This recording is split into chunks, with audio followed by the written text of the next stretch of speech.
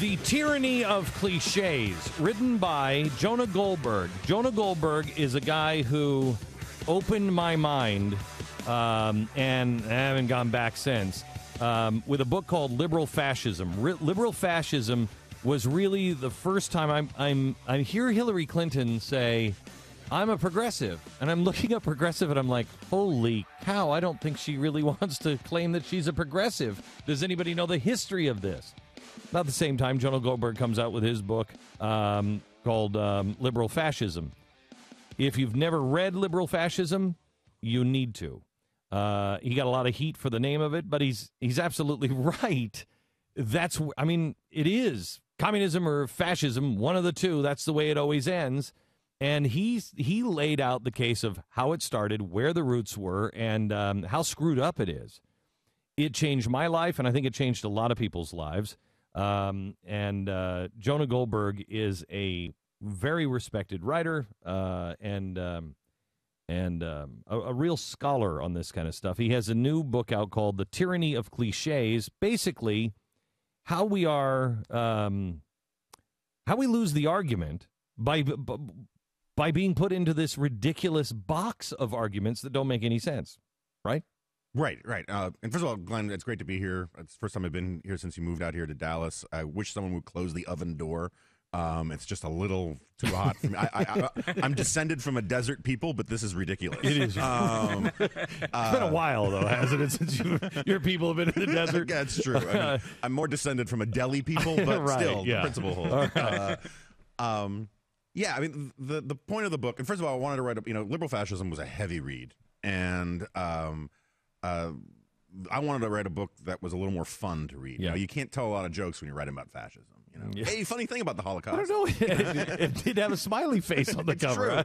True. And so I wanted to have a little more fun. And so the basic argument of this book is that everyone has an ideology. Everybody, right? Yeah. And just that the difference between conservatives and liberals is that and libertarians, right, is that conservatives and libertarians, we're honest about it. We say, hey, this is where I'm coming from. Here are my priorities. Here are my principles.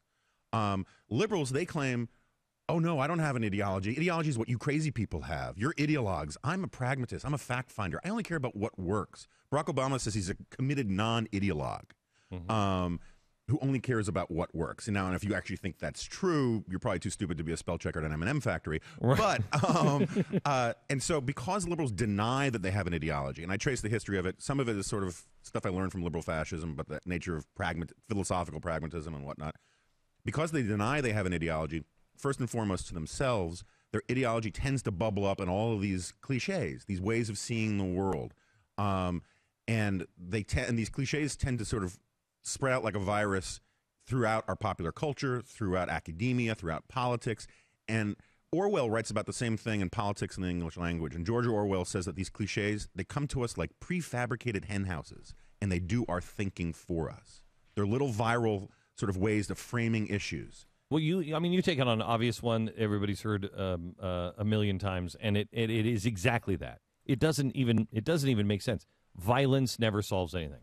Right. Well, I'll be on a college campus and I'll say I'm for a strong national defense, and some kid will say, well, that sounds ideological. And besides, we all know that violence never solved anything. And they make it sound like that's not ideological, right? And so first of all, if you really think that violence never solved anything, you've got some real problems, right? I mean, there's the Holocaust, there was slavery. Cops wouldn't carry guns if violence didn't solve anything, right? They would see someone getting raped, they'd pull out their gun to stop, and they go, oh, darn, this thing's useless, and throw away their gun, right? But moreover, we get the term violence never solved anything mostly from Gandhi. And it's worth pointing out, this is how they use these phrases, right? Violence never solved anything is a way to get bravery on the cheap. It's the way to sound like you have higher principles than somebody else. And Gandhi used the phrase violence never solved anything against the British, who were basically good and decent and democratic people who were open to moral suasion. Yes. Orwell writes about how, if there was a Gandhi in the Soviet Union or Nazi Germany, we don't know who he is. There was. He's carted off in the middle of the night and killed. Right. It was Dietrich Bonhoeffer. Right. Sure. Okay. I tried to figure out what happened to Bonhoeffer. Why did Bonhoeffer lose? He kept saying, I have to talk to Gandhi. I have to talk to Gandhi. He has the answer. No, Dietrich, he doesn't, because your society was no longer Western. It was right. It was off the cliff already. And right. that's why he failed. That's why he was carted off in the middle of the night and he died. Right. Good and decent people are open to good and Correct. decent appeals. And it's telling it, Gandhi didn't tell Hitler violence never solved anything. He called Hitler his friend. His advice to the British was surrender. He says, give up your beautiful island, give up your homes, but keep your integrity. His advice to the Jews of Germany was commit mass suicide, because that'll really show the Germans. And again, my last name's Goldberg. You might guess I don't find this the most efficacious public policy proposal, right? And but that's the thing, is that in America, in the West, wherever they use phrases like violence never solved anything, they make it sound like just this high-minded ideal that everyone agrees to, but it's really it's a way of advancing an argument without making one. At the same time, another phrase that you take on, and it is, these two are amazing. Violence never solves anything, yet one man's terrorist is another man's freedom fighter. Right. Wait a minute. Hold it. I thought violence didn't solve anything. That's a good point. I should have made that connection. Yeah, no, you're right. And it's another one of these phrases that people use to avoid an argument, right? Rather than make one. It's a way to sort of sound like you're calling timeout on an argument without actually owning up to doing that. And so when people say, I don't want to talk about Israel, I don't want to talk about, besides one man's terrorist is another man's freedom fighter, right? It's a way to stop an argument without actually having one. And of course, on its face, it's ludicrous. William F. Buckley dealt with this argument very well years ago when he was talking about people who made moral equivalence between the Soviet Union and the United States. And he said, look, if you have one guy who pushes old ladies in front of oncoming buses and another guy who pushes old ladies out of the way of oncoming buses, it will not do to describe them both as the sorts of men who push old ladies around. The one man's terrorist is another man's freedom fighter is a way to sort of confuse arsonists for firefighters in a way that absolves liberals and the left from actually having to make tough moral distinctions. And it's ludicrous. How would you describe the you're a guy, and your father too, have watched this for a long, long time. You're one of these guys who has seen the fire burning out of control, the progressive fire just burning and burning and burning, and nobody really running up and nobody listening. Ringing the bell, and nobody's listening. How would you describe the state of America now, right now, as far as people waking up to what's really happening? Well, I'm a happy warrior. I try to believe, in fighting the good fight, for as long as you can. And I have to say, look, there was 50 years of liberal social science that told us when we have a bad economy, people are going to demand more from government, that they're going to rally around. There's going to be this popular uprising. It's the 60s all over again. And the 60s weren't even the 60s as far as these people know. But and that the people are going to demand more from government, just like they did in the New Deal.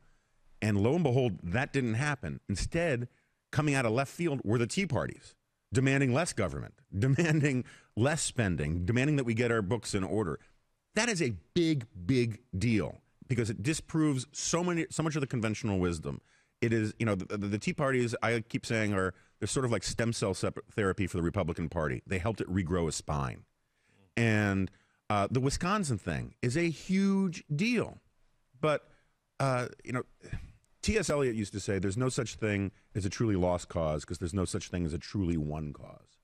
At the end of the day, it's an eternal fight, because there are always going to be those people who confuse what government is. There are always going to be those people who think government can love you, that government can create a heaven on earth. And they come up with new names for that impulse, whether it's fascism or progressivism or liberalism or utopianism or thisism or thatism. But it's always the same impulse. It's always this idea that if we get the right experts in charge who can align the incentives and the institutions the right way and corral enough people, we'll create a perfect world. And that's always going to be out there. And so it's always going to require people like us to fight it forever. It's amazing to me how they are doing that now in Europe. How now they're appointing just administrators. Yeah. You go run this country, you go run this country. And George Soros came out yesterday and said that's really what has to happen all over the continent. They just, I love this. They just have to, the people have to relinquish their sovereign control over their money. Right. Oh, so I can take my tax dollars and send it to somebody that I don't vote for, doesn't represent me, and they'll redistribute it into other countries? How does anybody sane think that's going to work? Well, but that's the that's sort of part of the point of my book is that you have these liberal leftist people, these experts who think they know how to live your life better than you, and if they could just get people to stop getting in the way of that, everything would be great. Remember, JFK said that running the economy has gotten so complex that we need to take these decisions out of the hands of voters and let the experts run things. Peter Orszag, Obama's former budget director, last September, he said, look, the economy is just too complex. These problems are just too big. We need disinterested panels of experts to run our lives. Oh, my gosh. It never goes away. It is the place where these guys go. And I just have this column out today in the LA Times about Orszag now wants mandatory voting. He wants every single American to be forced by the government to vote. And the reason he's doing this, it's the same reason he wanted these government panels to run everything, is you can always tell someone's losing an argument when they want to change the rules, right? And they want to change the rules in any way they can to empower themselves to be able to run people's lives and anoint the experts to take charge of everything. Yeah, the name of the book is The Tyranny of Cliches, Jonah Goldberg. When we come back, I noticed that Vince Vaughn endorsed the book. I want to talk a little bit about reverse engineering the progressive movement, anti-progressives for libertarians. And I don't know how many libertarians really understand that you just can't go from where we are to, hey, everybody, have heroin. Right. And I'd like to talk to you a little bit about that. Also, social justice and the phrase, let them eat cake. You'll learn something in Jonah's book that you just didn't know. Let them eat cake. That's what Marie Antoinette said. No, she didn't. And wait until you hear the real story coming up in just a second.